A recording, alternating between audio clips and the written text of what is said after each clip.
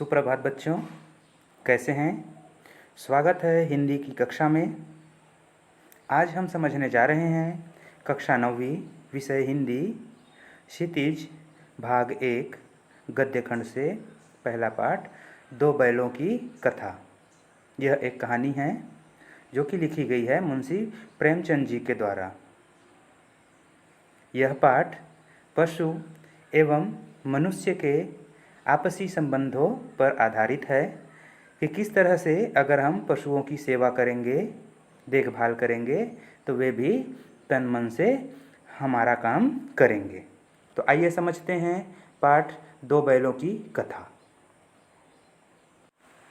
तो बच्चों, पाठ की शुरुआत होती है गधे एवं बैल के गुणों की चर्चा से कि किस तरह से गधे को ऋषि मुनि का पर्याय कहा गया है कि जिस तरह से ऋषि मुनि को काम, क्रोध, लोभ, मोह, मद, गुस्सा इस तरह के कोई भाव नहीं होते, उसी तरह से गधे के मन में भी किसी तरह के कोई भाव नहीं होते। आप चाहे उस पर जितना भी वजन लाद लो, जिस तरह से खाने के लिए उसे सूखा भोजन दे दो, फिर भी वह चुपचाप सिर झुकाए खा लेता है, कभी कुलेल या लड़ाई नहीं करता है। उनकी इसी स्थिति के कारण ही गधे को ऋषि मुनियों की संज्ञा दी गई है। परंतु उनसे एक छोटा भाई भी है जिन्हें बैल कहा गया है। छोटा भाई इसीलिए कहा गया है क्योंकि वे गधे की तरह या ऋषि मुनि की तरह शांत नहीं रहते। कभी कभार वे जो है कुलेल भी कर देते हैं और एक दूसरे पर सींग भी चला देते हैं। तो इनके गुणों की चर्चा हुई है। आगे हीरा एवं मोती का आपसी प्रेम आप देखेंगे अगले अनुच्छेद में। तो हीरा एवं मोती के आपसी प्रेम की चर्चा हुई है कि दोनों में किस तरह से मित्रता थी। दोनों एक साथ ही नांद में खाने के लिए मुंह डालते, एक ही साथ मुंह अलग करते। किसी के मन में ऐसा नहीं रहता कि मैं अलग खा लूं। काम करते समय भी दोनों में ये प्रयास रहता कि दोनों में से मेरे कंधे पर काम करने के वक्त ज़्यादा वजन आए। दोनों चाट कर एक दूसरे की प्रेम को व्यक्त करते थे। और यही बात जो है वो मनुष्यों में दिखाई नहीं देती है क्योंकि मनुष्यों के पास जुबान होने के बाद भी वे एक दूसरे की जुबान को नहीं समझ पाते, परंतु ये मूक पशु जो है वो आपसी प्रेम को समझ लेते थे। ठीक है। अब कहानी की शुरुआत होती है। झूरी काछी के दो बैल थे, हीरा और मोती। दोनों में गहरी मित्रता थी जैसे कि मैंने पहले बताया। तो इन दोनों बैलों की झूरी काजी भी काफ़ी सेवा शुश्रूषा करता, नहलाता धुलाता, खली चोकर सारे देखभाल झूरी काछी किया करता था। बैल उनके सेवा भाव से काफ़ी खुश थे और वे भी तन मन लगाकर काम करते थे। उनमें स्नेह की भावना काफ़ी अधिक थी।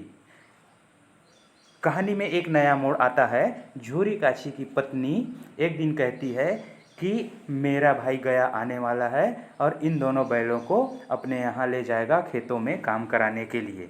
और होता ही ऐसे, कुछ दिनों बाद उसका साला गया आता है और दोनों बैलों को अपने यहाँ लेकर चला जाता है। वहाँ जाकर के उसे खूब काम कराता है। हीरा और मोती दोनों को नई जगह अच्छी नहीं लगती है। वे झूरी के और गया के व्यवहार से काफ़ी दुखी थे। झूरी के व्यवहार से इसीलिए दुखी थे कि भैया हमने आपका ऐसा कौन सा काम नहीं किया, कब काम में जी चुराया, कब आपने खाने को दिया तो हमने नहीं खाया, जो दिया जैसा दिया चुपचाप खाया, हमने तो कभी आपसे शिकायत नहीं की, तो आप हमें दूसरे के यहाँ क्यों भेज रहे हैं। इस तरह से झूरी के प्रति क्रोध था और दूसरी ओर गया के प्रति, क्योंकि नई जगह में जाकर के सामंजस्य स्थापित करना उनके लिए अच्छा नहीं था। इसीलिए काम करते करते जब रात हो गई, रात को उन्हें बांधा गया तो वे दोनों बैल गया के यहाँ से भाग गए और भाग करके सुबह पुनः जो है झूरी काछी के यहाँ आकर चरनी में खड़े चारा चरने लगे। बैलों के इस कार्य व्यवहार से झूरी की पत्नी काफ़ी नाराज़ हुई और बैलों को गालियां देने लगी। काम चोर कहीं के, काम नहीं करना है, इसलिए मेरे भाई के यहाँ से भाग गए। उनकी बातों को सुनकर झूरी को काफ़ी दुख हुआ और झूरी ने पत्नी के जवाब में कहा कि हो सकता है तुम्हारे यहाँ तुम्हारे भाई बैलों को खाने के लिए चारा वगैरह नहीं देते हो, इसीलिए बैल भाग आए हो। पत्नी फिर कहती है, हमारे यहाँ बैलों को तुम्हारे जैसा सहलाया या फिर चांटा चूमा नहीं जाता है। बैल हैं, पशु की तरह ही हमारे यहाँ काम करवाया जाता है। ये कामचोर है, अलाल है, इसीलिए वहाँ से भाग आए। इतनी बातें थी और उसके बाद गया पुनः बैलों को लेने झूरी के यहाँ आ जाता है और बैलों को पुनः गया के यहाँ भेज दिया जाता है। और वहाँ शुरुआत होती है बैलों के यातनामय जीवन की। पिछली बार उन्हें खाने के लिए तो ठीक ठाक भोजन दिया गया, परंतु इस बार भाग जाने के कारण उसके कार्य व्यवहार से गया भी दुखी था।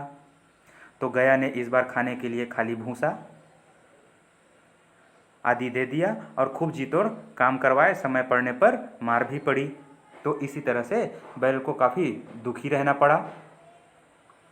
परंतु हर समय हमारे जीवन में दुखी दुख नहीं होते, सुख के क्षण भी आते हैं। उस घर में एक छोटी सी बच्ची थी। बच्ची का बैलों के प्रति स्नेहपूर्ण व्यवहार था। क्यों? क्योंकि बैल छोटी बच्ची की माँ नहीं थी। जो उसकी माँ थी वह सौतेली थी और वह भी उससे अन्यायपूर्ण व्यवहार करती थी। तो इसीलिए बैलों और बच्ची के प्रति आपसी स्नेह जुड़ गया था। रात को जब सब लोग सो जाते तो चुपके से वह बच्ची एक छोटी सी रोटी लाकर उन दोनों बैलों को खिला देती थी। हालांकि छोटी सी रोटी के टुकड़े से बैलों का पेट तो नहीं भरता था, परंतु उन्हें जिस प्रेम की आवश्यकता थी वह पूर्ण हो जाता था।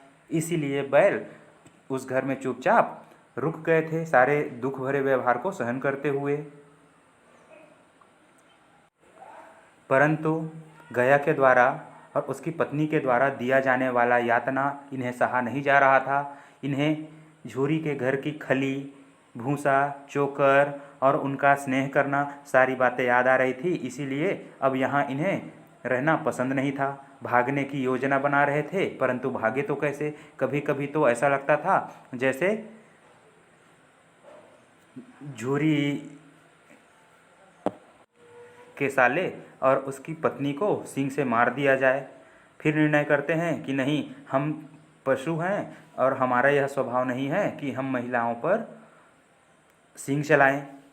परंतु होता ऐसा है कि रात को बच्ची आती है और उस रस्सी को खोल जाती है।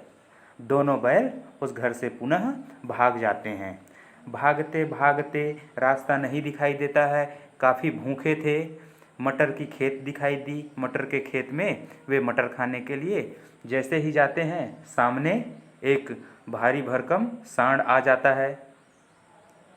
अब सांड से लड़े कैसे?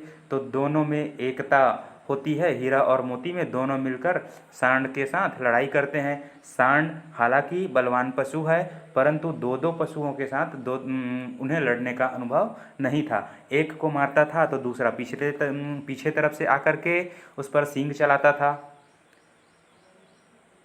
इसी के चलते सांड जो है दोनों बैलों का मुकाबला नहीं कर पाया और वहाँ से भाग गया। ये दोनों काफ़ी भूखे थे। मटर की खेत दिखाई दी, वहाँ घुस गए और सीधे लग गए मटर खाने में। पेट भर मटर खाए, डकार मारी, परंतु वहीं पर घटना हुई।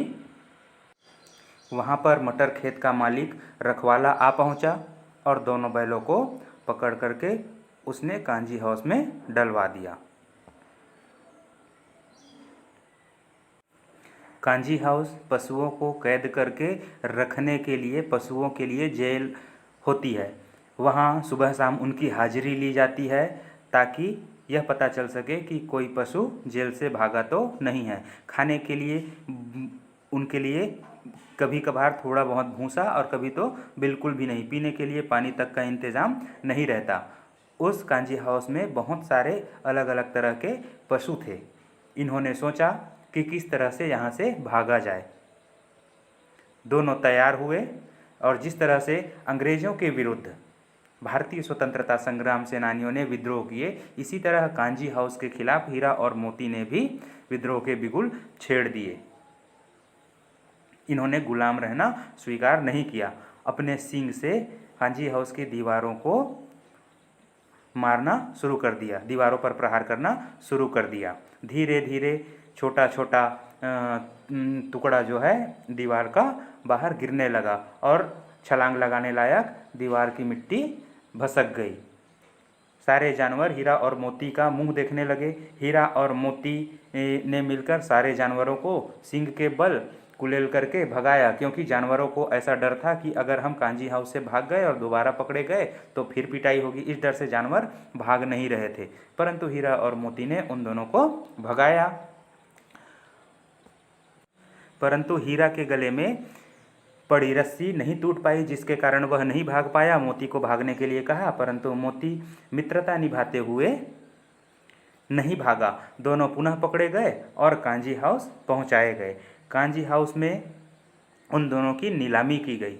नीलामी के चलते एक कसाई ने उन्हें खरीदा। कसाई काफ़ी भयानक और खतरनाक दिख रहा था। उन दोनों को देखते ही हीरा और मोती डर गए। कसाई उन्हें कसाई खाने की ओर ले जा रहा था, परंतु रास्ते में कुछ जानवरों के झुंड दिखाई दिए, जिन्हें देखकर हीरा और मोती पहचान गए। उस रास्ते को भी पहचान गए और सीधे अपने घर की ओर भागने लगे। कसाई पीछे पीछे काफ़ी देर दौड़ाया, परंतु हीरा और मोती ने मिलकर सींग से प्रहार करते हुए उस कसाई को काफ़ी दूर तक खदेड़ दिया और अपने घर की ओर ये दोनों चले गए और अपने घर पहुंच गए।